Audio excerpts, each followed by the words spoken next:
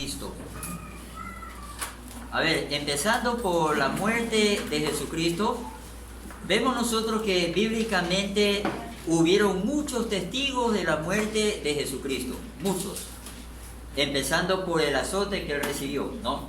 Porque él recibió varios azotes. Su piel quedó fileteada como cuando se filetea un pescado. Él botó casi toda la sangre que tenía en su cuerpo. ¿Cómo se da testimonio que él botó casi toda la sangre? Porque cuando él cargaba la cruz se desmayó, de lo que ya en su cuerpo no había mucha sangre. De ahí, cuando él ya fue finalmente crucificado y él hacía esfuerzo para hablar las palabras, yo le recuerdo que él no dio un discurso en la cruz. Él, cada vez que mencionaba una sola palabra, tenía que levantarse para arriba, coger aire y hablar, porque en la posición que él estaba crucificado no podía él dar un discurso de palabras. ¿Amén? Entonces, cuando toda la gente vio que él agonizó, habían testigos, tanto discípulos como gente que lo odiaban. Y también estaban los soldados romanos. Todos eran testigos de que Cristo en ese momento había muerto. Así que para asegurarse de que si él efectivamente había muerto, llamaron a un soldado y le dijeron que lo traspase con su lanza. Entonces la lanza lo traspasó de un lado a otro del cuerpo. Y el mismo soldado que lo traspasó dijo que del cuerpo de Jesús brotó agua y sangre. ¿Cuál era el agua que había brotado de Jesús? Es ese líquido que nosotros tenemos en el organismo, en nuestras tripas adentro. Hay un líquido que evita que cuando su intestino se mueve, usted sienta molestia. Cuando su corazón está latiendo, usted no siente molestia por ese líquido que existe ahí adentro, donde tenemos nuestro tripaje, ¿no? Eso evita que usted sienta molestias. Si no, imagínese, ¿no? Se le mueve el hígado y usted dice, uy, se me murió, me duele, ¿no? ¿Se da cuenta? Ese es el líquido que salió del cuerpo de Jesucristo. Agua y también la poca sangre que ya tenía su cuerpo se mezcló con ese líquido que salió. Entonces, el mismo soldado dio testimonio y dijo, efectivamente, este hombre está muerto. Para la gloria de Dios. Amén. Porque si él no hubiera muerto, entonces la Biblia hubiera sido mentira, ¿no? Él murió y después de haber muerto, resucitó. Es lo maravilloso de la palabra del Señor. Entonces veamos, ¿por qué murió Cristo? Punto A, por la iglesia. Cristo murió por aquellos creyentes que son los miembros de su cuerpo, la iglesia. Amén. La iglesia. O sea que si Cristo no hubiera muerto, entonces ninguno de nosotros hubiéramos podido ser salvos. Es por causa de la muerte de Cristo que nosotros hemos sido salvos. Amén. Es el simbolismo de lo que pasó en el desierto cuando Moisés levantó la serpiente de bronce y la gente tenía que mirar a la serpiente para salvarse de la muerte. Así también dice Pablo que nosotros tenemos que tener nuestra vista puesta ¿en quién? En Jesucristo, el autor de la vida. Amén. ¿Sí estamos claros, mi hermano? Amén. Entonces leamos Efesios 5, del 25 al 27. Rápidamente alguien abra la Biblia y lea Efesios 5, del 25 al 27. Cristo murió por la iglesia. Y cuando hablamos de iglesia, está hablando de cada individuo que forma la iglesia de Jesucristo. Amén. Efesios 5 del 25 al 27. Ahí en su libro está el versículo. Léalo en voz alta. 5, 25 al 27. Maridos, amad a vuestras mujeres, así como Cristo amó a la iglesia y se entregó a sí mismo por ella, para santificarla, habiéndola purificado en el lavamiento del agua por la palabra, a fin de presentársela a sí mismo, una iglesia gloriosa, que no tuviese mancha ni arruga ni cosa semejante, sino que fuese santa y sin mancha. Amén. Mire qué ejemplo, ¿no? Dice que Cristo es el esposo de la iglesia y Él se entregó por esa esposa. Así también el esposo tiene que entregarse por su esposa, ¿no? O sea, entregarse voluntariamente en sacrificio, ¿no? Para su familia y para su esposa. Ese es el ejemplo que nos da Jesucristo. Amén. Punto B. También Él murió por el mundo. ¿Será que él murió o no por el mundo? Sí, Él murió por el mundo también. Cristo murió por cada individuo. Si Cristo no hubiera muerto en la cruz, entonces ya esta tierra, la tierra no, sino la humanidad, ya no existiera más. Amén. Es por causa de la muerte de Jesucristo que esta humanidad sigue existiendo. Vamos a leer entonces Isaías 53:6.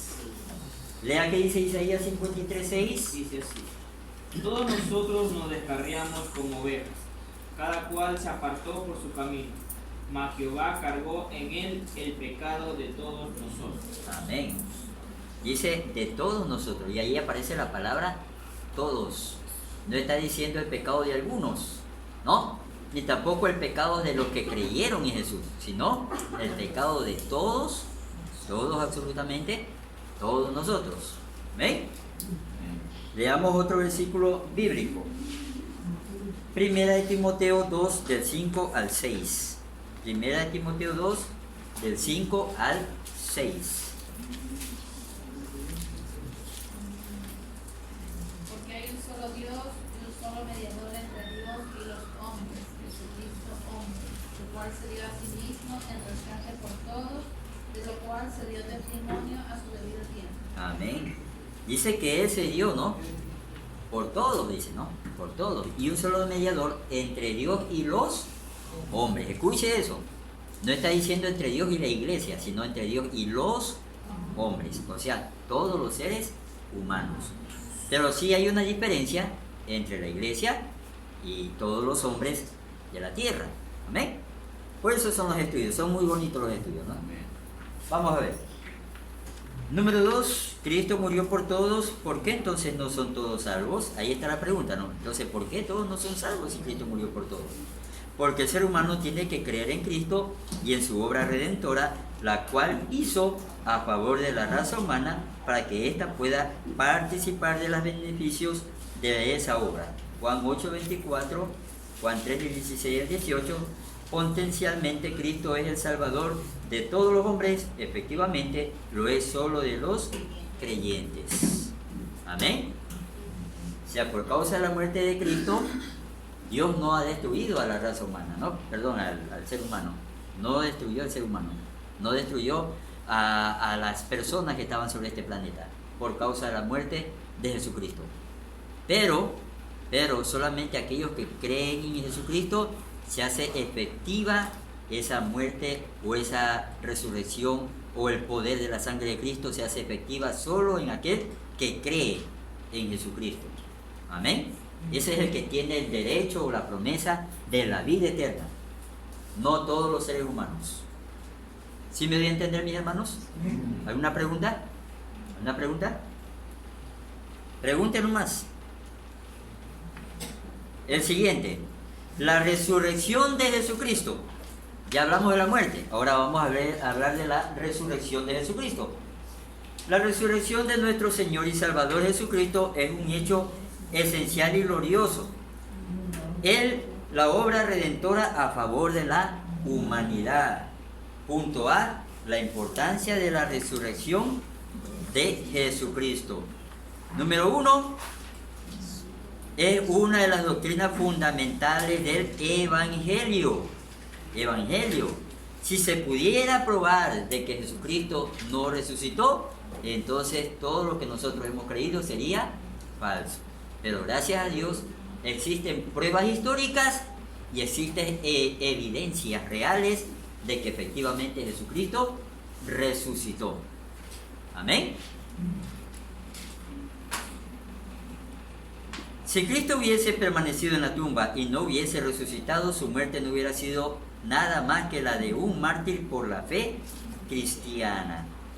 Y aquí está la diferencia entre Jesucristo y todos los demás que adoran el mundo entero, ¿no? Como Mahoma y todas aquellas personas, ¿no? Porque si uno va para allá, para Arabia, para esos países, uno encuentra la tumba de Mahoma y ahí está el esqueleto de Mahoma.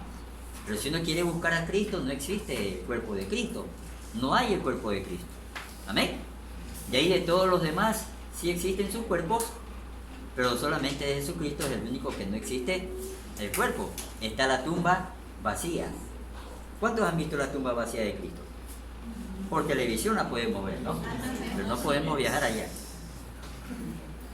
Número 2, fue su resurrección la que demostró que Él era Hijo de Dios y que su obra expiatoria fue aceptada por el Padre.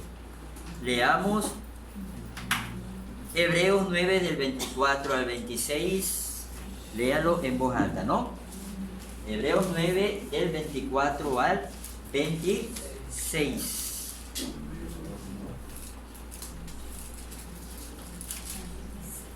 Porque no entró Cristo en el santuario hecho de mano, fuera de verdadero, sino en el cielo mismo, para presentarse ahora por nosotros ante Dios, y no para ofrecer muchas veces como contra el sumo sacerdote en el lugar santísimo, cada año con sangre ajena. De otra manera, le hubiera sido necesario padecer muchas veces en el principio del mundo, pero ahora, en la consumación de los siglos, se presentó una vez para siempre por el sacrificio de sí mismo para quitar el medio del pecado. Amén. Su obra expiatoria, la de Cristo, fue entonces una obra perfecta. Si no, no hubiera sido aceptada por el Dios Todopoderoso. Amén. Él no hubiera podido entrar al lugar santo, santísimo que está allá en los cielos, ¿no? Por dice que Él entró y Él va representándonos a todos nosotros. Eso es lo maravilloso. Punto B. La naturaleza y manera de la resurrección de Cristo. Número 1. Su resurrección fue por la obra de la Trinidad. Eso significa que en la resurrección de Jesucristo participaron el Padre, participó el mismo Jesucristo y también participó el Espíritu Santo. Los tres participaron en la resurrección de Jesucristo. Amén. Ahora, claro, esta resurrección fue una verdadera resurrección, no es una historia como hay gente que dice, no, que eso fue falso, fue inventado, nada de esas cosas, ¿no? La resurrección de Jesucristo fue genuina. Punto A, el Dios el Padre dice que Él participó en la resurrección de Cristo. Veamos Hechos 2:24. Hechos 2:24. ¿Qué dice Hechos 2:24?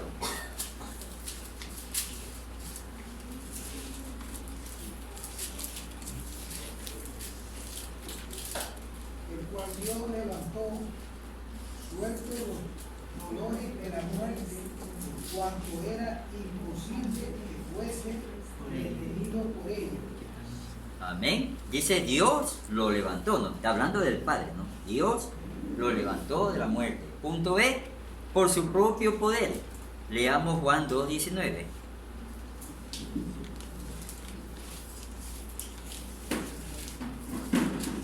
Juan 2:19.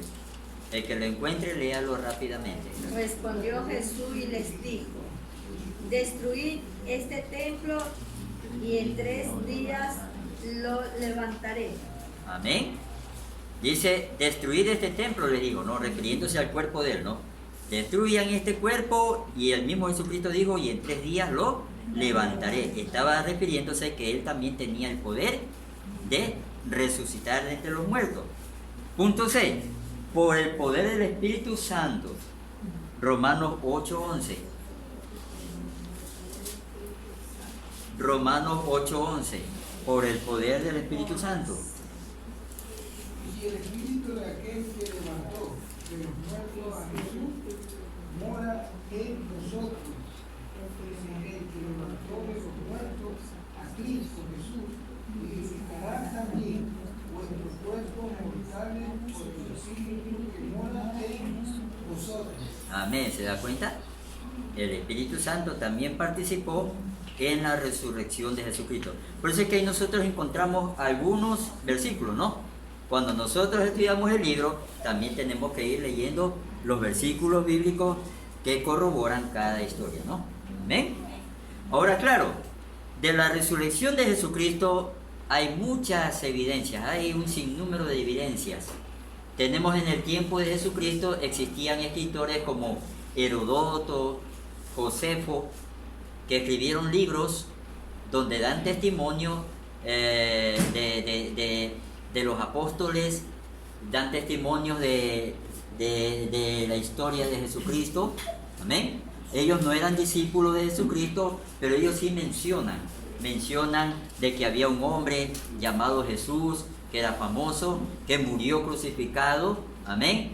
Algunos de estos escritores lo dan con detalle, otros lo mencionan brevemente, pero todos esos son testimonios que efectivamente Jesucristo fue crucificado en una cruz. Amén. Y que murió. Ahora escúchenme bien esto. Los romanos tenían 3 clases de cruces. Había una cruz que era en forma de T, había una cruz que era en forma de X, y en la cruz que murió Jesucristo, ¿no?, que era una vertical y otra cruzada. ¿Por qué hay sectas como los testigos de Jehová que dicen, no, si Cristo murió en un madero? Es porque Pablo menciona la palabra madero que aparece en el libro del Antiguo Testamento, refiriéndose que el que era colgado era maldito. Amén. Pero no está diciendo que Cristo murió en ese palito, sino que efectivamente Cristo murió en una cruz. Y eso está comprobado históricamente. Cuando llegaron a Israel, unos investigadores, unos arqueólogos, encontraron en unas cuevas donde se escondían los cristianos, que en forma burlesca, unos romanos habían en la piedra habían pintado un hombre con cara de asno que guindaba de una cruz, guindaba de una cruz, ¿ya? Y ahí le ponían abajo que ese era el Dios de fulano de tal, mencionando al seguidor de Cristo. ¿Sí nos damos cuenta?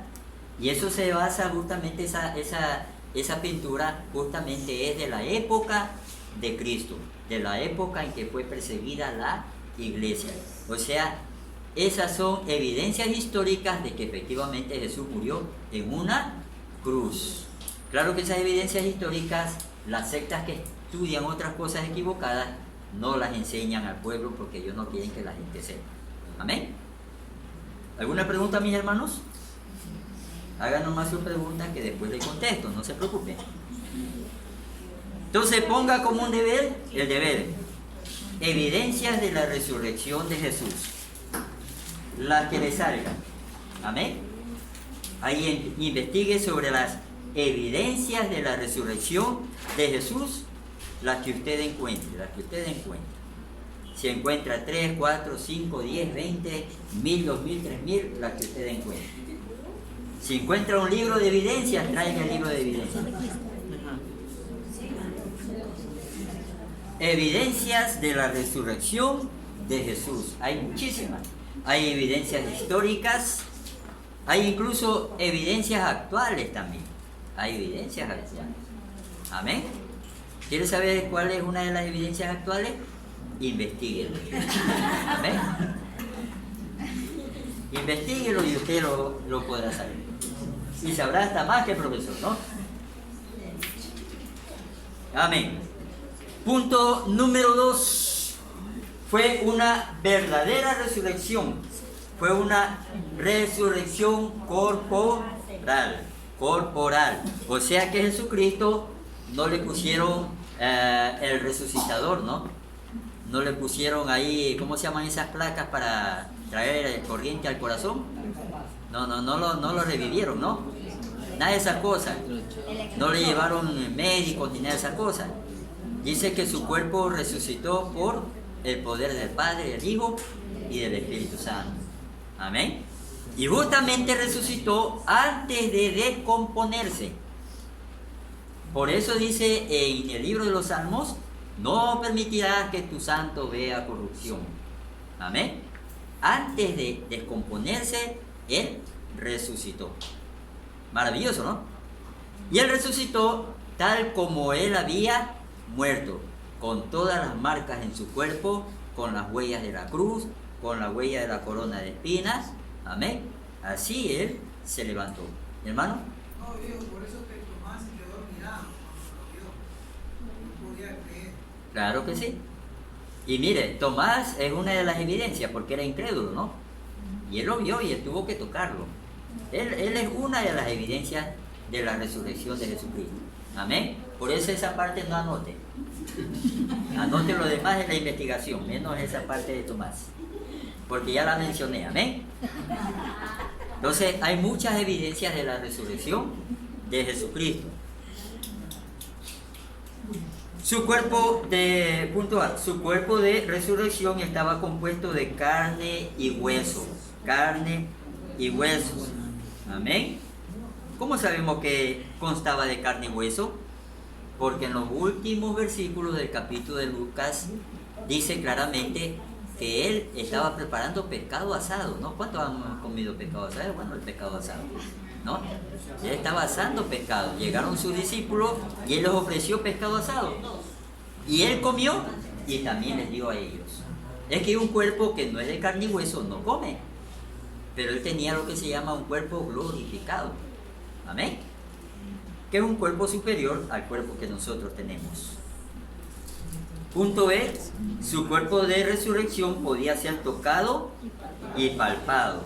Ahí ya entra pues la evidencia de el apóstol que no creía, ¿no? ¿Cuál era el apóstol que no creía? Tomás, ¿no? Dice, si no tocare, dice, ¿no? De la llaga de ahí donde estaba el clavo, ¿no? Si no tocare su costado. Si yo no toco, no puedo creer. Hay gente que es así, ¿no? Hay gente que dice, no, yo primero tengo que ver si Dios baja, lo veo, entonces ahí creeré en Dios. Amén. Pero la promesa del Evangelio del libro de Juan dice, ¿no? Bienaventurados los que no vieron y creyeron. Gloria a Dios. Punto C. Comió ante los ojos de los discípulos. Bueno, esa parte ya mencionamos, ¿no? Punto D. Los discípulos y sus seguidores lo reconocieron. Al principio no lo reconocieron, pero después sí lo reconocieron. Tanto que uno le decía al otro, oye, y no ardía nuestro corazón cuando él hablaba. O sea, dentro de mí yo sentía que era el Señor. Amén. Punto C. Punto D. Punto E. Punto E. Apareció a los suyos en el mismo cuerpo que había sido crucificado. En su segunda venida su cuerpo será visible y con las marcas de crucifixión. Apocalipsis 1.7. A ver, leamos Apocalipsis 1.7. Este es un punto muy interesante y muy bonito. Y yo les voy a decir por qué razón. Apocalipsis 1.7. He aquí que viene con las nubes y todo ojo le verá, y los que le traspasaron y todos los linajes de la tierra harán lamentaciones por él. Sí, amén. Dice que todo ojo lo verá venir. Todos, todos, todos. Hasta ahorita este mundo siniestro está metiéndole a la mente de la gente que hay que atacar a los marcianos, ¿no? Los marcianos nos van a invadir, hay que tirarle bombas, ¿no? Hay que hacer de todo para los marcianos. Pero el único que va a venir desde los cielos es Jesucristo con sus ángeles. Amén. No hay marciano que va a venir, es Jesucristo con sus ángeles que van a venir de los cielos. Aparte de eso, no nos olvidemos que el diablo tiene poder para hacer aparecer en el cielo muchas cosas, para engañar a las personas. Amén. Entonces, ¿por qué es importante esto? Primero, porque cuando fue escrito el libro de Apocalipsis no existía la televisión. Ahorita la televisión está por todos los lados. Hasta los chinos tienen televisión, hasta en las gorras, camisetas, en los cinturones tienen ahí televisión. ¿no? Hace tiempo yo me acuerdo que vinieron unos muchachos de Panamá y traían una camiseta con una pantalla aquí, donde habían propagandas que a cada rato pasaban, ¿no? Televisión por todos los lados, hasta por los relojes, televisión. Entonces, efectivamente, con los ojos que ven a través de la televisión, que es una ventana al mundo, todos verán venir a Jesucristo. Y eso no existía en el tiempo del libro de Apocalipsis. ¿Amén? Cuando fue escrito Apocalipsis no existía la televisión. Otra cosa más, ¿por qué dice que Jesucristo vendrá tal como se fue? Eso es muy importante, porque en Israel no enseñan lo que nosotros enseñamos aquí, que creemos en Jesús que resucitó, amén, y es nuestro Salvador. En Israel generalmente enseñan es la doctrina de Moisés o las leyes de Moisés, y sí aprenden de Jesús, pero ¿sabe lo que estudian de Jesús allá en Israel? Ellos lo estudian como un falso profeta, que es por ser falso profeta, entonces recibió todo ese castigo. Fue azotado, fue latigado, le pusieron la corona de espina, lo traspasaron, lo pusieron en la cruz, y ellos describen tal como Jesucristo fue azotado. Por eso es que dice que cuando Cristo venga, lo reconocerán por lo que aprendieron, ¿no? Y ahí dirán, y ese era el que decían que era el falso profeta, y ese era el que decían que no era el Mesías, o sea, lo reconocerán. Amén. Amén. Vamos a leer entonces otro versículo bíblico. Vamos a leer en Zacarías 13:6.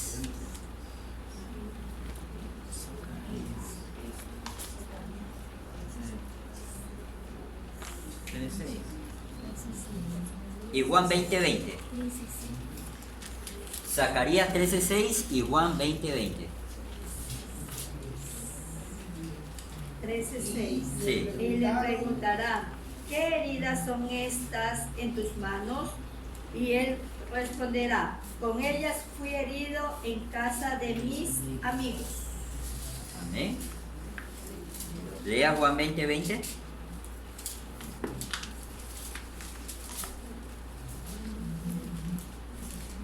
Dice así: y cuando les hubo dicho esto, les mostró las manos y el costado, y los discípulos se regocijaron viendo al Señor. Amén. Entonces, tal como los discípulos lo vieron a Jesucristo, así Él volverá a aparecer, ¿no? Desde los cielos, y todo el mundo lo verá venir, y dice que los israelitas llorarán, porque llorarán como aquel hijo que se fue lejos y ahora ha vuelto con ellos. Amén. Claro que hasta ahorita ellos no creen, ¿no? Porque hablarle a un israelita de Jesús es difícil, es difícil. Ellos no creen en Jesucristo, ¿no? Ellos dicen que es un falso profeta. Usted les quiere hablar, enseguida ellos no quieren escuchar nada. Amén. No todos, no todos. Solo ciertos israelitas sí escuchan. ¿Ya? Porque hay israelitas que ya se han convertido a Jesucristo, ¿no? Sí hay israelitas que se han convertido a Jesucristo. Pero la mayoría de israelitas que no se han convertido a Cristo han aprendido que Jesús era un falso profeta, ¿no? Y está el testimonio de su muerte y de su castigo y todo, ¿no? Y ellos ya saben cómo es su apariencia física. Por eso es que cuando ellos lo vean venir, ellos dirán, ese es el Mesías, ¿no? El que decían que no era Dios, en realidad sí ha sido Dios. Amén. Entonces vamos a hacerles unas preguntas. A ver, dígame, ¿por quién nomás murió Jesucristo? No lea el libro, ¿no? Por la iglesia y por el mundo entero, ¿no? Amén. Hay escritores, ¿no?, que mencionan sobre la historia de Jesucristo, ¿no? Yo les mencioné dos escritores, Josefo, y también mencioné a otro. ¿Cuál era el otro? A ver. Josefo era uno. ¿Cuál era el otro? Herodoto, ¿no? Herodoto. ¿Eh? Josefo, Herodoto, ¿no? Amén. En el libro de Juan vemos una evidencia de la resurrección de Cristo, ¿no? ¿Cuál es una de las evidencias de la resurrección de Cristo en el Evangelio de Juan? A ver. ¿Cuál era una de las evidencias? Ajá. Cuando Tomás pudo Cuando el apóstol Tomás no probar, ¿sí o no? Para creer. Él dijo, si no tocare la llaga en su mano y si no tocare su costado, no creeré. Amén. Mire que Dios tuvo misericordia, ¿no? De Tomás, ¿no? Dios tuvo misericordia y después de 8 días pasó eso. A los 8 días dice que apareció entre medio de todos. Y ahí llamó específicamente a Tomás. ¿Por qué apareció en 8 días?